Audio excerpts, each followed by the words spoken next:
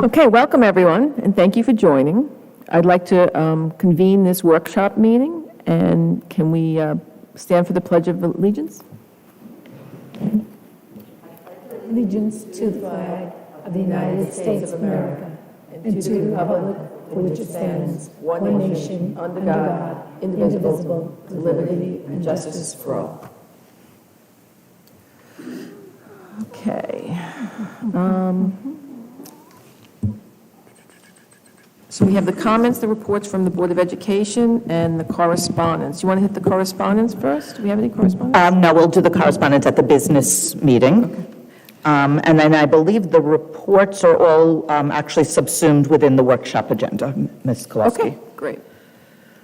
So I guess we'll turn it over to Dr. Mulhall for the standardized achievement data.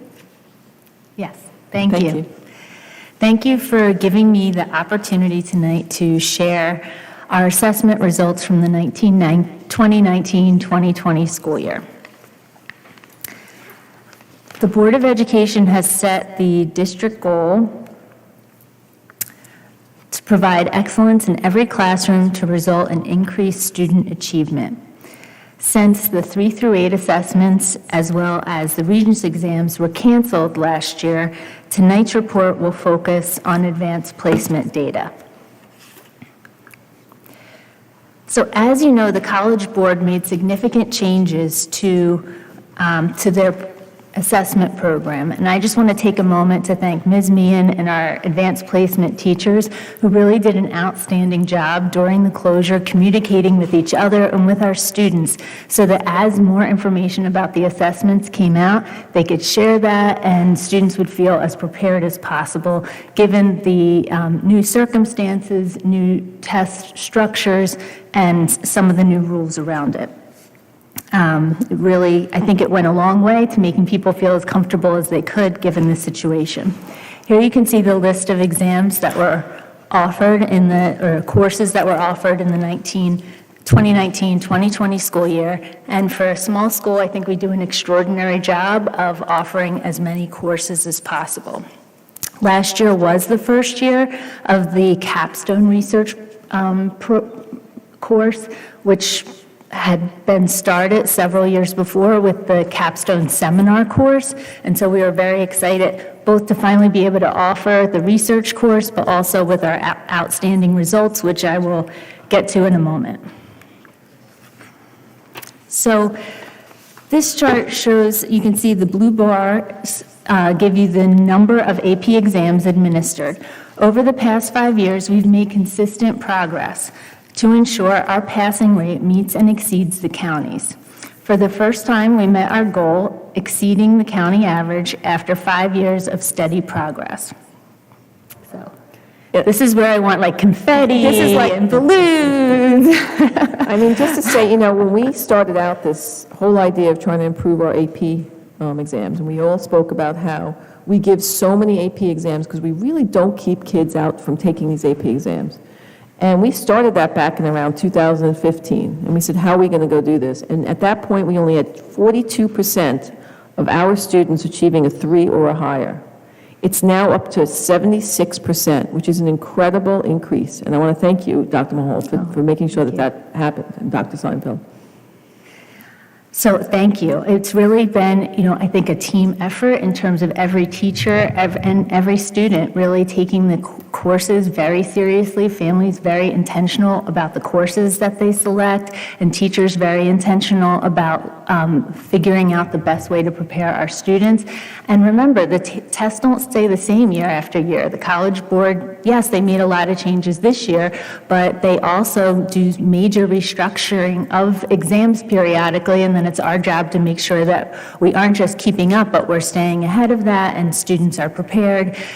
So I think the entire team has really taken this very seriously, worked diligently, and we finally have the results that reflect that. Mm-hmm.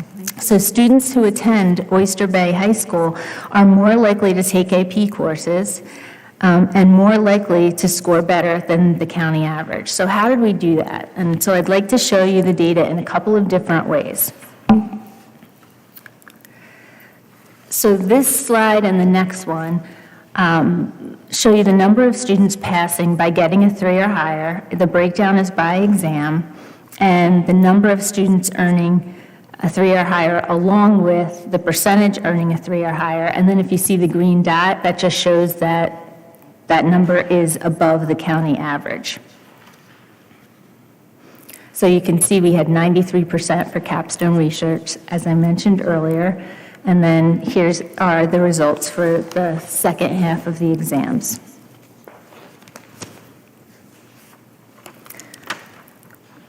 Another way to look at it, here you can see that 10 exams, and this is one that I added last night, so I'm sorry you didn't have it over the weekend, but the more I thought about it, we wanted to add one more. So here you can see that for 10 exams, the percent of students scoring a 3 or higher increased over the last year. One stayed the same at 10%. So technically, we achieved our goal in some way of 11 exams, at least showing the kinds of progress I think that we're aspiring to. So while 5 exams did drop, they were modest relative to the gains, and 2 of the classes that had the largest drops had very small groups in one of the comparison years. So even if one student's score was up or down, that could have an impact of 12 to 15% in the passing rate. So we're still working very hard. These are still, our priorities, but it does have an impact when so few students participate. And also, how many of those were also above, even though they dropped, how many of those were still above the state average, right? A lot of them. Yes, there were quite a few, and I think the next slide shows that as well. It's a little different slice of the data, but this is the one, here I show another way to look at it is the average score change from 2019 to 2020. And so we're looking here to see if students are moving from up or down in their scores. So this data looks good too. We've got 9 exams where our average score is increasing, 6 exams where the average dipped, but I wrote next to the 3 that were still above the county average. And if you look at chemistry, yes, we had a low number one year, but that number that long yellow line represents is still 10% above the county average. So last year we had a phenomenal year. We hope that, the remaining, our goal with each of these courses, even if the numbers are small, is to remain above the county average and then to see where we can go from there.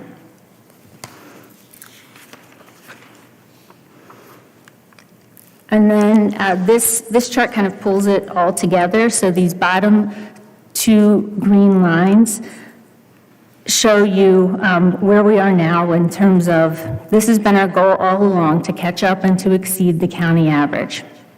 In these 2 lines, you can see the percent of Oyster-based students who take an AP exam and score a 3, 4, or 5, and that finally, as you can see, exceeds the county average. These 2 purple lines at the top, this is our participation rate.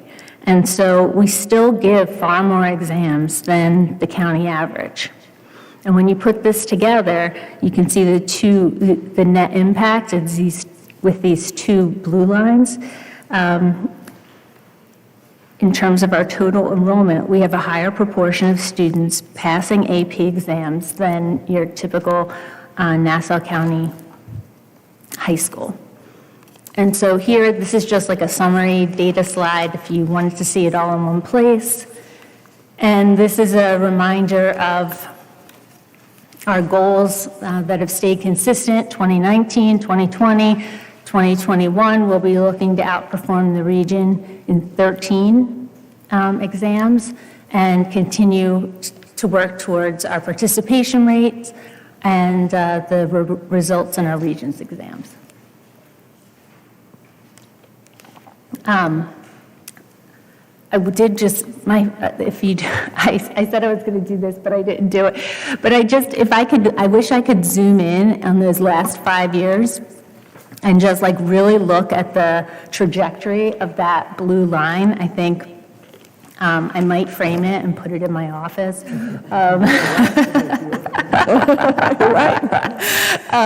But I think it's just, an indicator of everybody's collective effort in terms of our work here.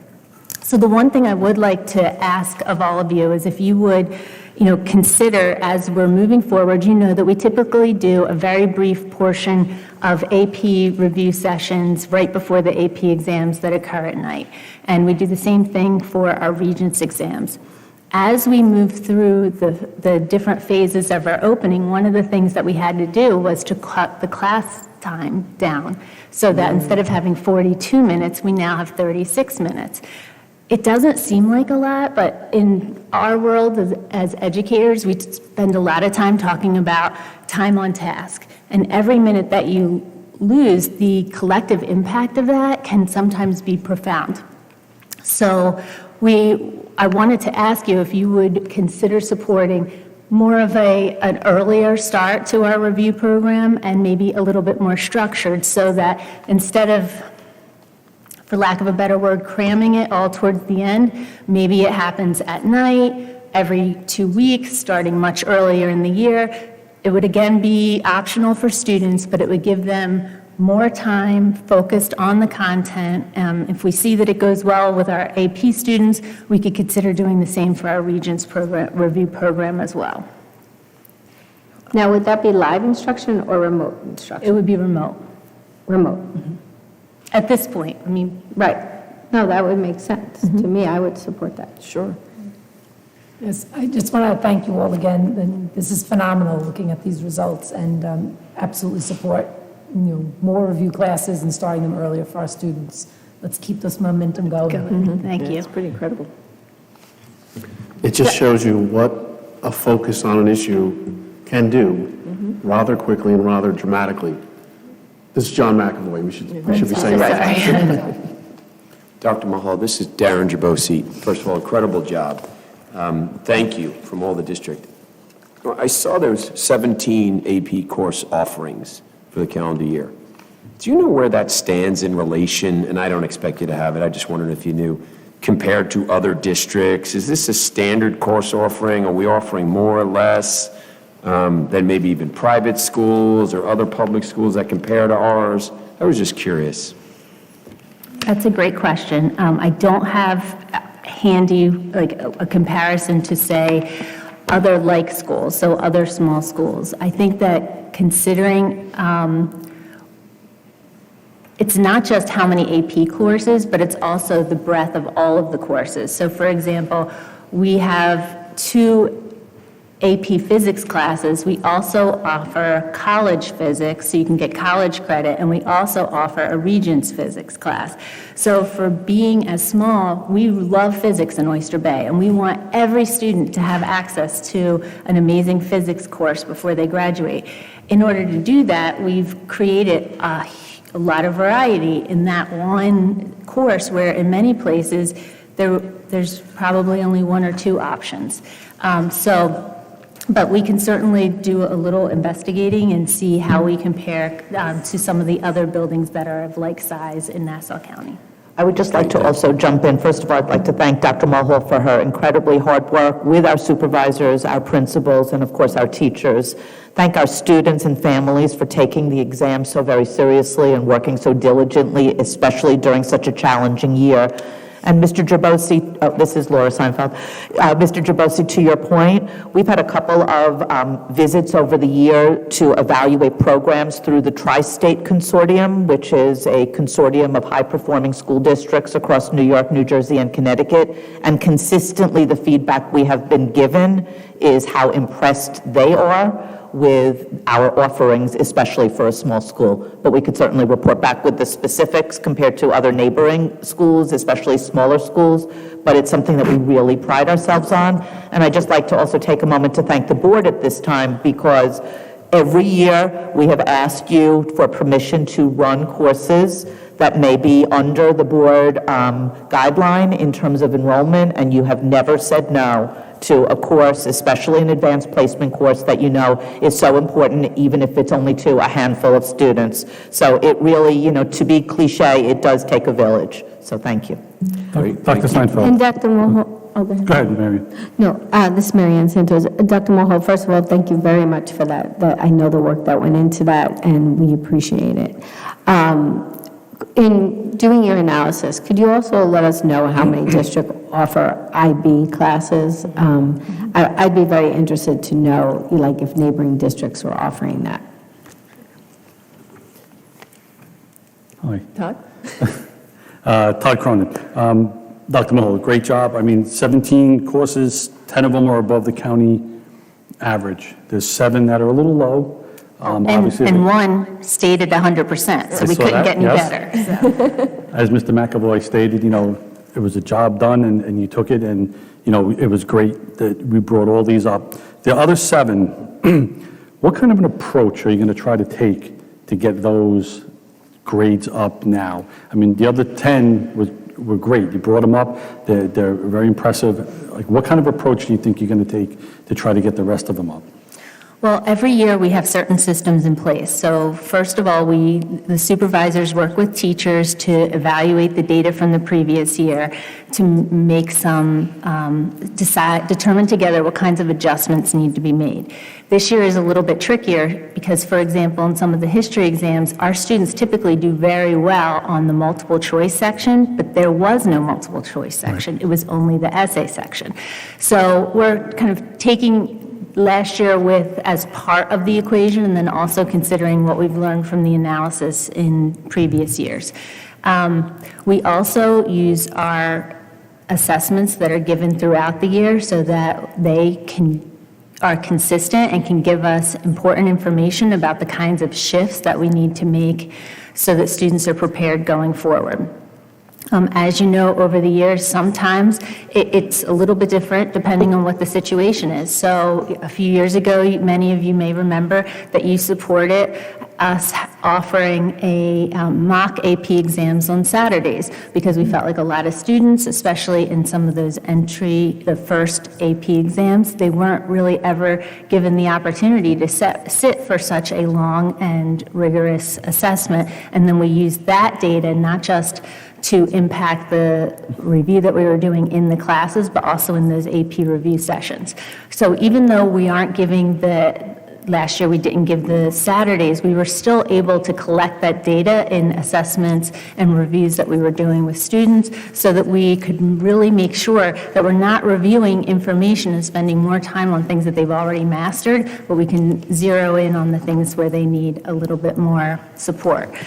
We have more teachers than ever applying to be AP scorers. This is a wonderful opportunity for them to really get behind the thinking of what the College Board is looking for, and that they are trained as scorers, and then they participate in that. So I'm hoping this year we'll have 2 or 3 teachers apply, and then hopefully be able to participate. Thank you. Now, Dr. Mulhall, as far as math is concerned, I mean, I know I've heard in some districts, some of these calc courses are taught in a period and a half, and not just one period.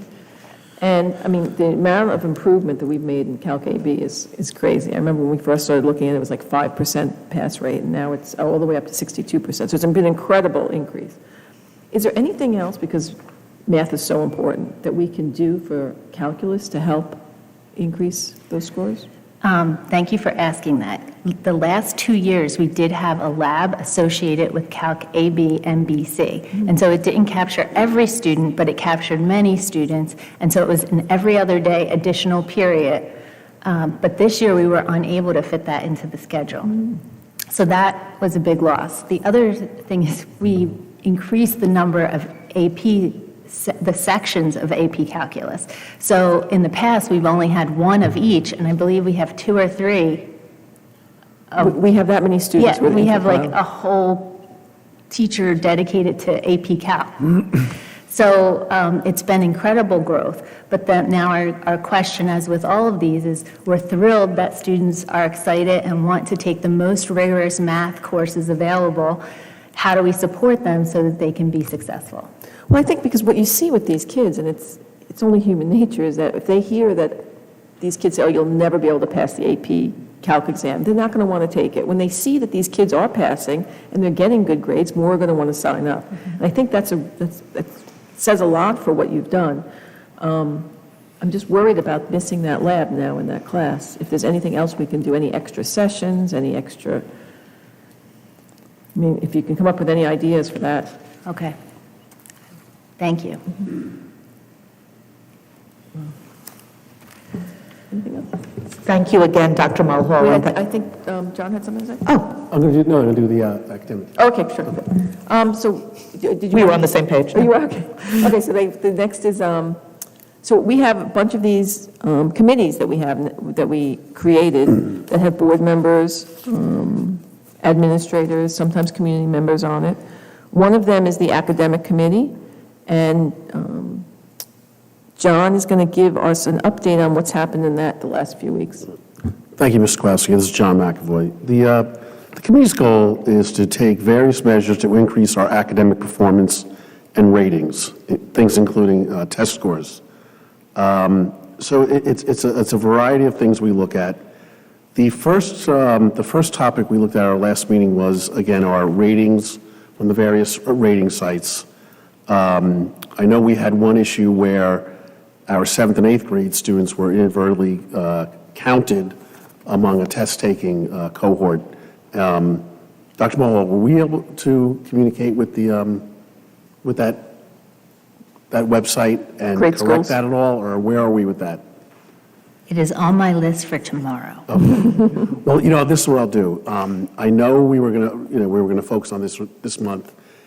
Is there someone who's looking into this for us, or is that you, or, okay. I think that we're all looking at the pieces that we have the data, are closest to the data. So there were a couple of questions that came up at that meeting. I've requested the data from other people who have access to it to send it back to me. I was hoping to send all of those together in 3 consecutive error reports so that they would see a trend that I didn't want them to, I don't know why, I just thought it would have a more profound impact if there were 3 error reports that were submitted simultaneously, and then hopefully they would look a little bit more closely instead of, I have my piece of the data ready and we're waiting for the others. So hopefully I will have that, this week. Hopefully tomorrow was a reminder to go in and get the data, and then we can put all of those 3 reports in and hopefully get a response from them. Because this might be something that we can take care of rather quickly and have a dramatic increase. Yes. And it would be good for the district. We had discussed digital learning under the new year, and we think things are going well, and that's been covered in most of our meetings. The virtual open houses, have we heard how they went? The feedback that we've received has been largely very, very positive, and thank you for the opportunity to thank our principals, all 3 of them, because our virtual open houses were very well attended and very well received. So thank you. All right, thank you. The next topic was state test participation, and I owed the board something about this last month, and we really want to make sure that, I want to explain why this is important to us. As parents, students, and taxpayers, we all want our district to have every advantage to be highly rated and not be harmed unnecessarily by any misinformation. So we came up with 3 points regarding this. The first one is students are required to take the state assessment tests. The second point is schools and district ratings are harmed by high opt-out rates. The third major point is students and teachers are not affected by state test performance. I just want to give a little background about where these tests came from. And the origins are in the 1960s civil rights era. It became evident that poor districts and districts with people of color did not have access to high-quality education, so various measures were put in place, mostly funding, to reward states for holding school districts accountable. ESSA sets standards, high standards, and contains policies that will help prepare all students for success in college and future careers. It prioritizes excellence and equity and recognizes the importance of supporting great educators in our schools. Specifically, ESSA requires that every state assess all students in grades 3 through 8 in language arts or reading and math each year. States must assess students at least once in high school in language, arts, and math. Federal requirements include 95% of students in each public school, including charter schools, are required to participate yearly in required state assessments. This applies to all student subgroups, which include racial ethnic groups, English language learners, low-income students, and students with disabilities. Again, students are required to take the state assessment test.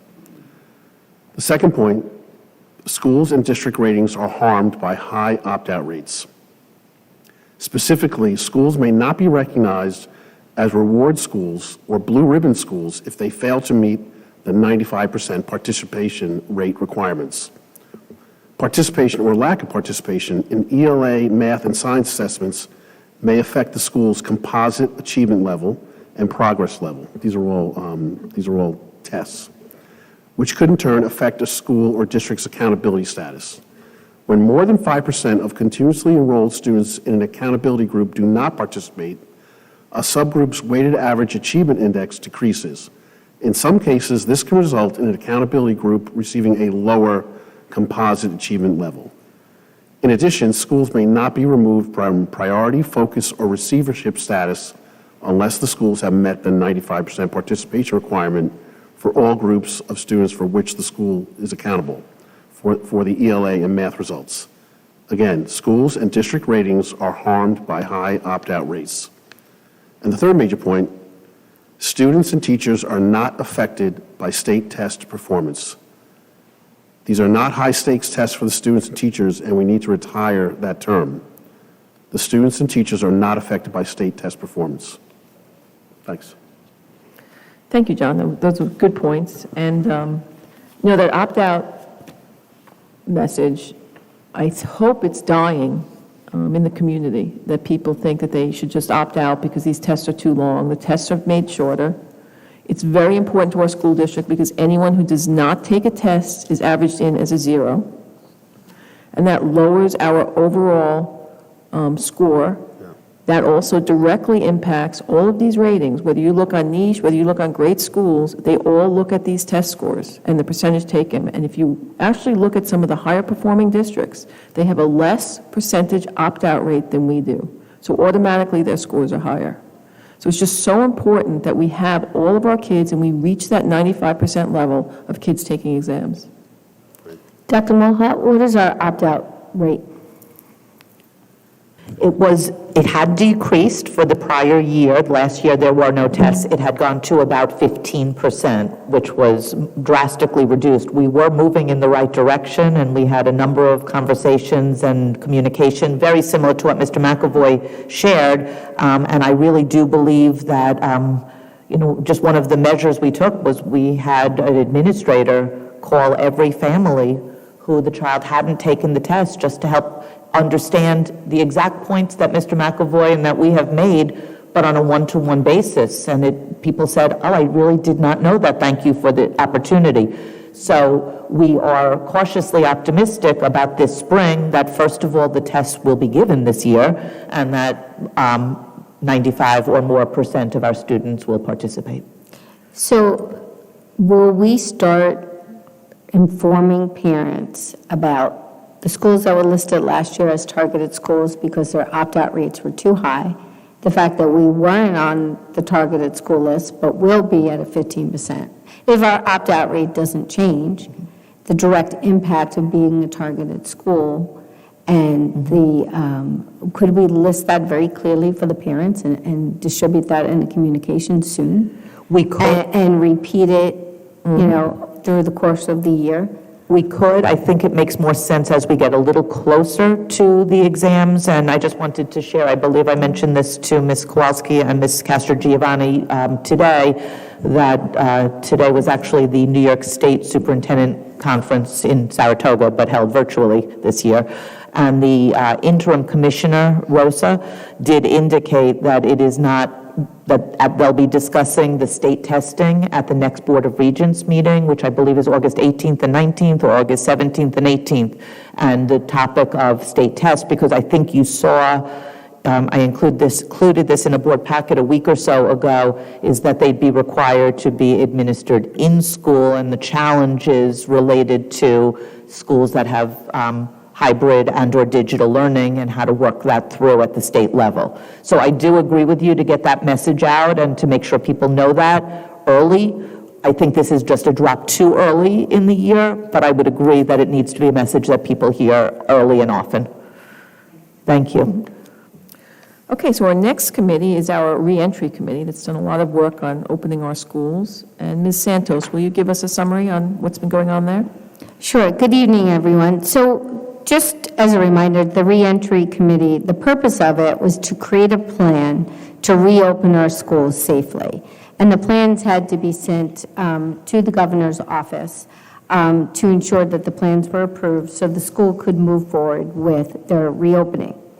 The three primary components of our plan were that all children were to wear masks, that we had ordered desk guards that were compliant with New York State guidelines, and for the high school, in addition to that, grades 9 through 12 would have an A day and a B day. And then we would provide parents with the ability to make a determination whether they would like their child to be remote learners or prefer in-school learning. And the reason that I bring this up is that, as we all know, we recently had a case of COVID in each one of our schools. And I really say that this is a testament to all of the teachers, the administrators, those responsible for their buildings, that we really only had to shut our school for one day. And I say a large part of that is because, and the reason that we shut for one day was because we had to do the contact tracing in accordance with the Department of Health's guidelines. Because we have our children, we require that children come to school in a mask, and we do have the desk guards, and we do have such a great protocol in place. We really were able to isolate to a limited number of students those who were in contact and those who would have to be quarantined. And we were able to open our doors at all three schools the next day. Now, I know for a fact we have private schools in our area that also had one case of COVID and quarantined 200 of their children for 14 days.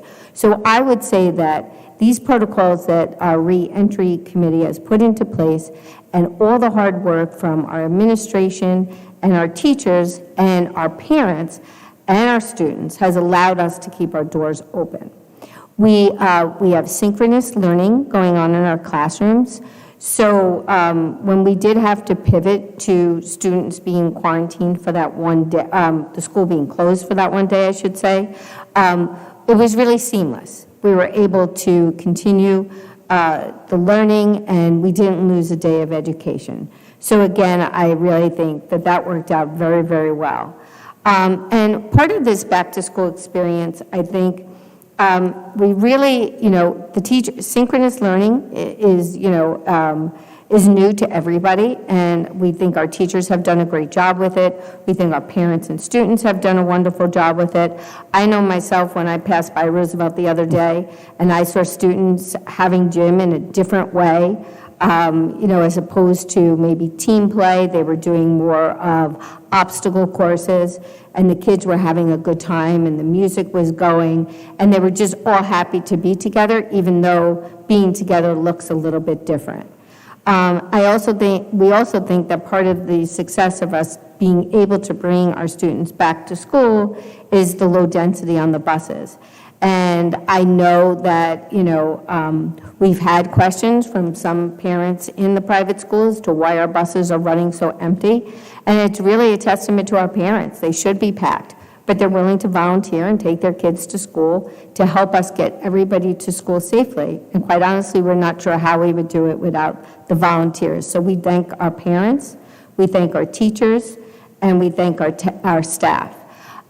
One thing I would like to discuss this evening, and we're going to have some follow-up information on it, is this whole idea of testing. I know there's been a lot of Facebook chatter on it, and we're all unsure exactly what Governor Cuomo is really referring to when he talks about, schools now having to test. I did listen to his recent press conference, and it seems to be that he has set up areas now that have high infection rate as red zones, orange zones, and yellow zones. If you're in a red zone or an orange zone, your school must close if your infection rate reaches a certain number. If you're in a yellow zone, you can stay open, but you have to test, and you have to test once a week.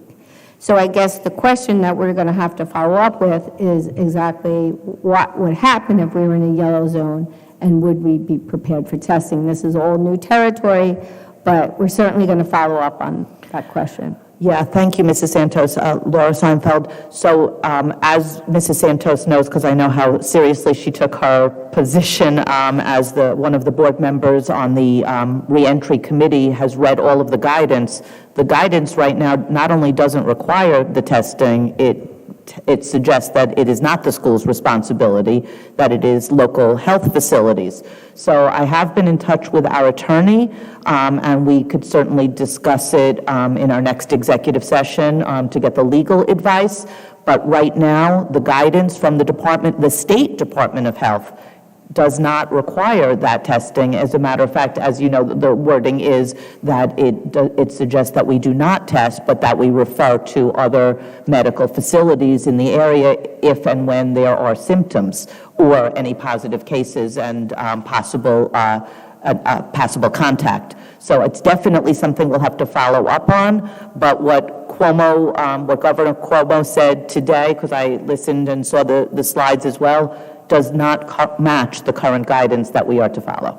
Exactly, and we're not, thank goodness, in a yellow zone, but I guess we'll have to be prepared should we become into a yellow zone.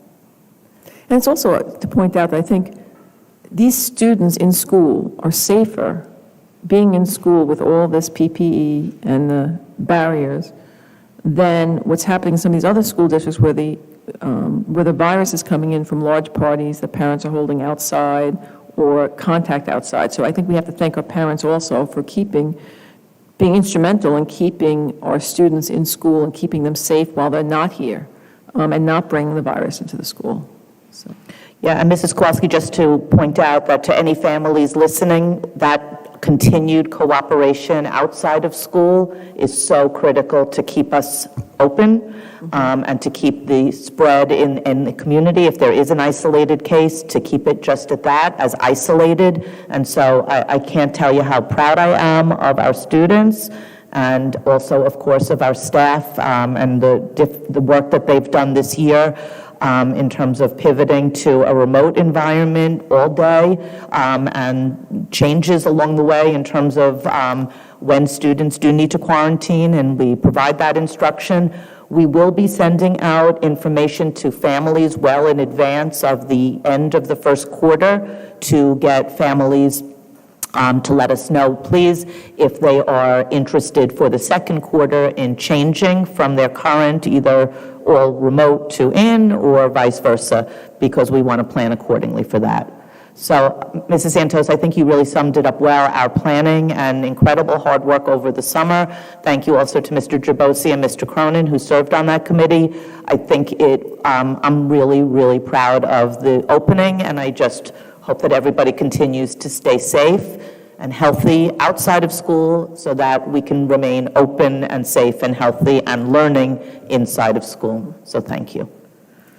Thank you. Dr. Seinfeld, sort of on that topic, any more discussion in terms of returning our seniors to the school building, or maybe even surveying and finding out how many would like to return 5 days a week, and maybe some are more comfortable with this hybrid approach? Yes, so Ms. Lasher has been working diligently. I think I mentioned it in the Board of Education letter about how we could do that as safely as possible and when and for which grades make the most sense. We're looking to make sure that there wouldn't be any programmatic reductions. We are tight on space. We have the most beautiful high school in Long Island, I am proud to say. But that comes at a cost of smaller classrooms. I never realized until this year how many fewer we have in our beautiful old classrooms than in some others. So we're looking at all of that very carefully and very closely, and we'll report back to the Board of Education. Ms. Lasher will also be working with other committees as part of her work in terms of the building level reentry committee to looking at best ways to look at that and what the best phase-in approach would be. But I think to Nancy's point about taking a survey, I think you might find that there's a lot of seniors or juniors who like the hybrid and don't want to come back. So you may not have that many kids wanting to come back full-time. So you might want to just check that before you Well, go. we are going to be sending out to find out who wants to switch to all remote or not. But that's, yeah. Yeah, no, I understand what you're saying.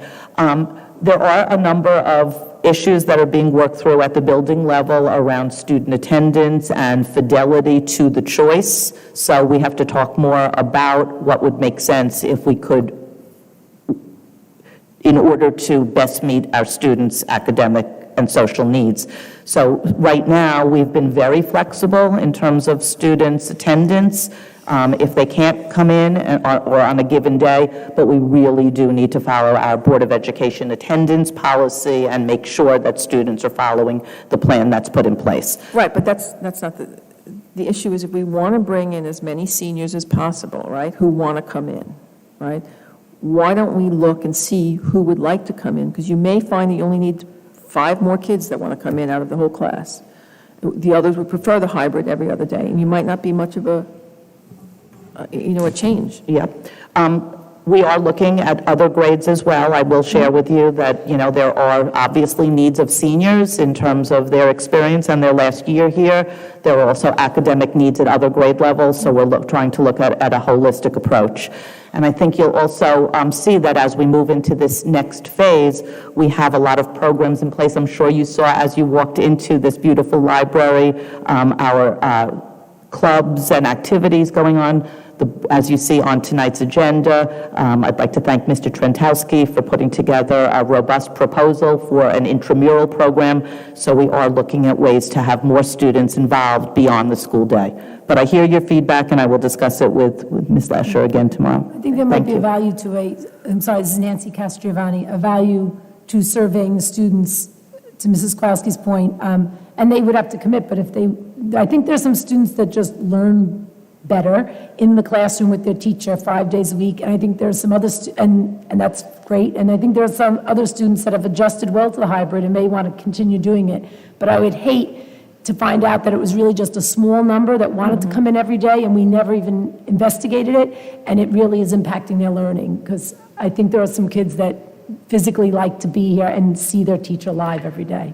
So maybe a survey, maybe of all the high school grades. Yep. And with no commitment that we can necessarily do it because it's all That's the thing. Once you put something out and make it appear that there would be 3 choices, then that you don't want to overpromise and underdeliver. The feedback that we've received qualitatively from students is that they do love being in this school. So that is definitely the long-term goal. And what's the time frame for a survey like that? Is it this week or? Well, this week, we're going to be getting out information for plans for the second quarter. That's because we need to plan accordingly for that. So that is definitely this week. Okay. Dr. Seinfeld, this is Darren Jabos. I had a question on the, let's call it mass breaks or social aspect of bringing kids back to school, which I think has a pretty significant value. And I know in the elementary and middle schools, they're getting out on mass breaks, they're getting outside, especially while the weather permits, and I've heard so many positive feedbacks from that, and that's great. I think some of the concerns is at the high school level, a lot of the kids don't get to engage with their friends at all, right? So half of them are not in the building. Right. Of the half that is in the building, they spend 0 time socially with them at all. I understand academics is paramount.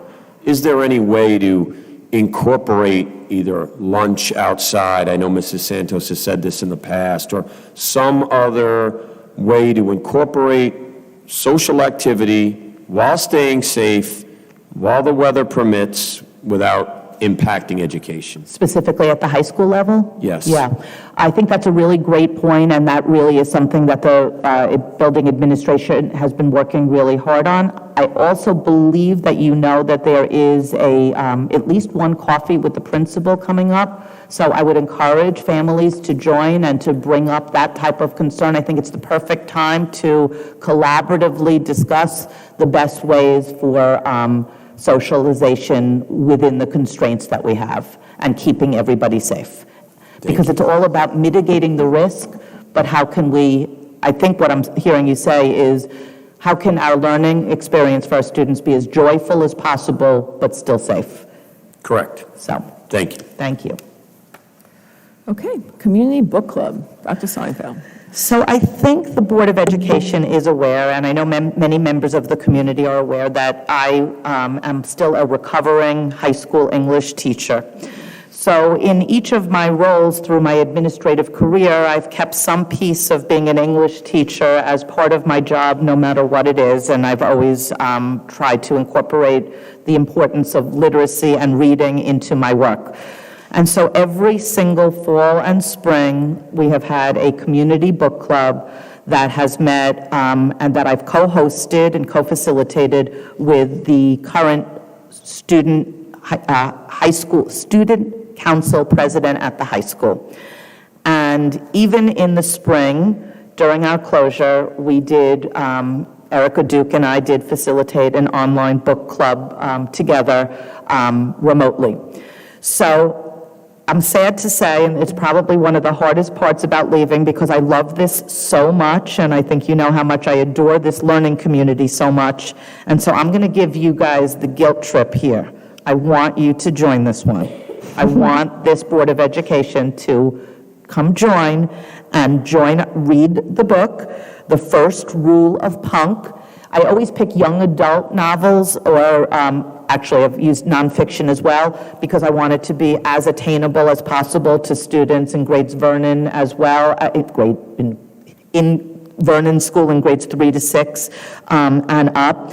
So Catherine Pinnock and I cordially invite you on Monday, November 16th at 7 p.m. to join us. It's in your board letter. We're getting out the flyer. It's on the district website. And I think that you'll find the selection to be inspiring as well as heartwarming. And even if you can't join, if you could read the book and be part of the conversation, that would be great. We have some students and families who have come to every single book club since I've arrived, since I arrived 8 years ago.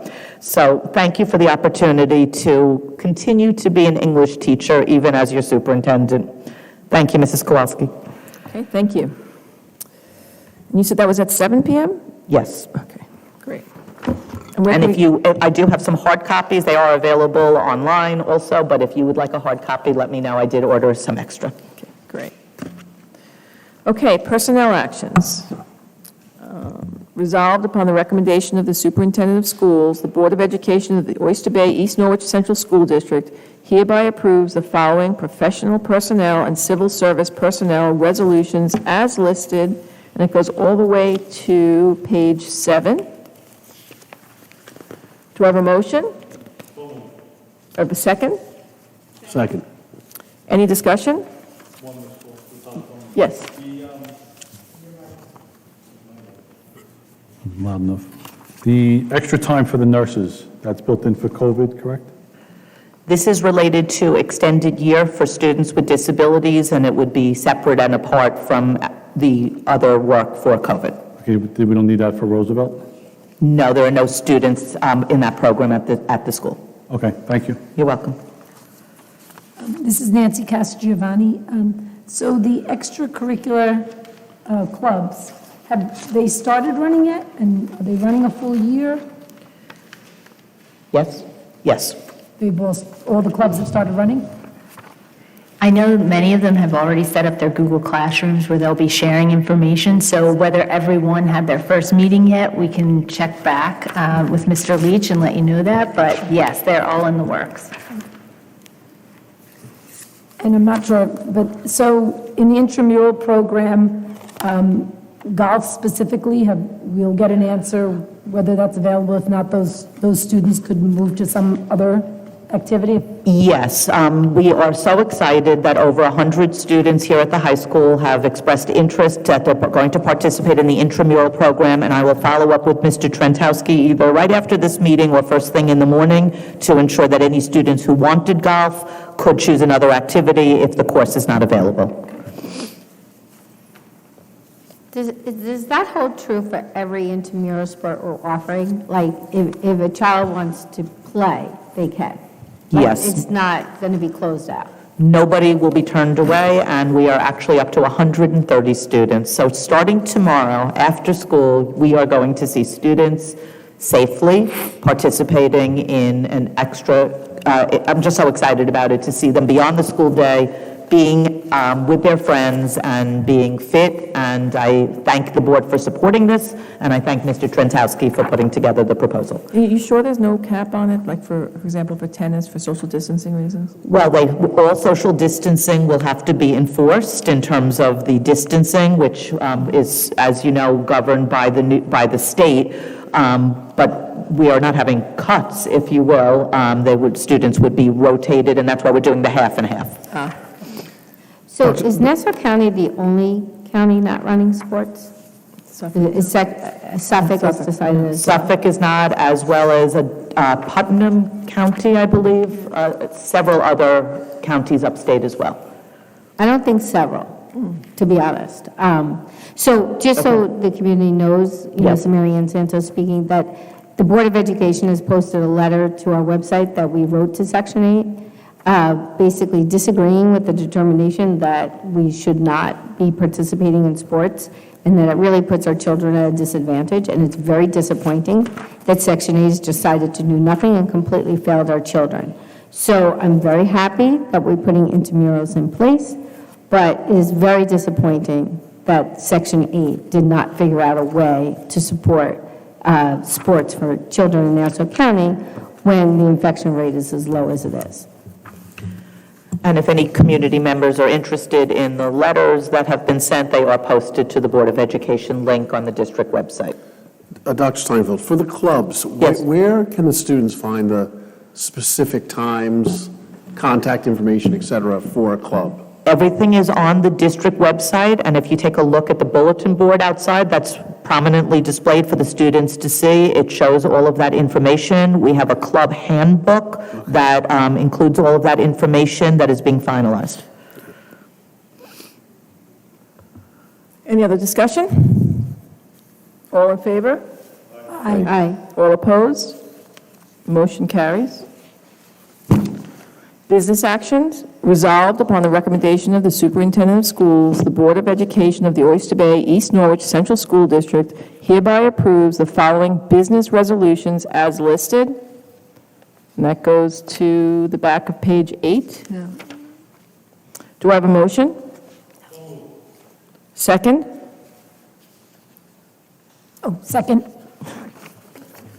Any discussion?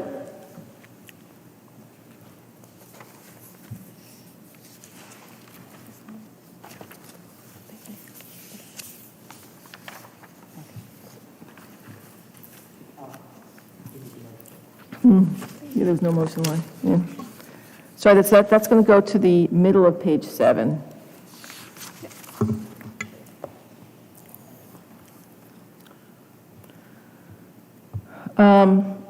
Any discussion?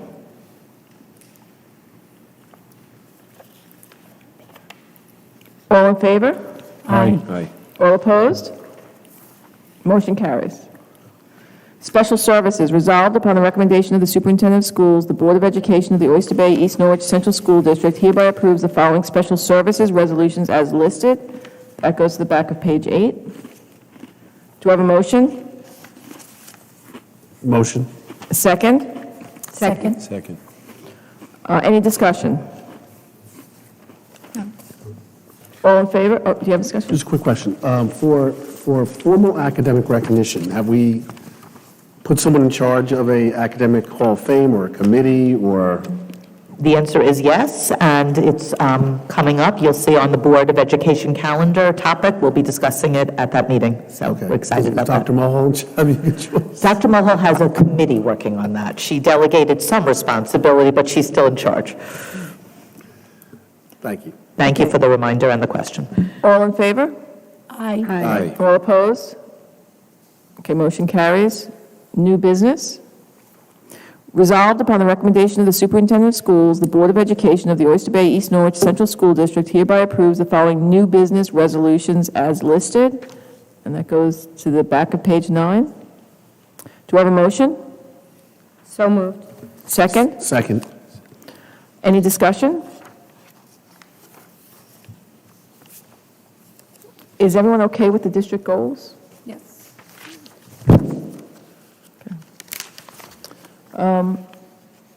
All in favor? Aye. All opposed? Motion carries. Okay, now we'll adjourn the meeting. Thank you, everyone, for attending. Thank you. Thank you, Mr. Rosato, Mr. Davis.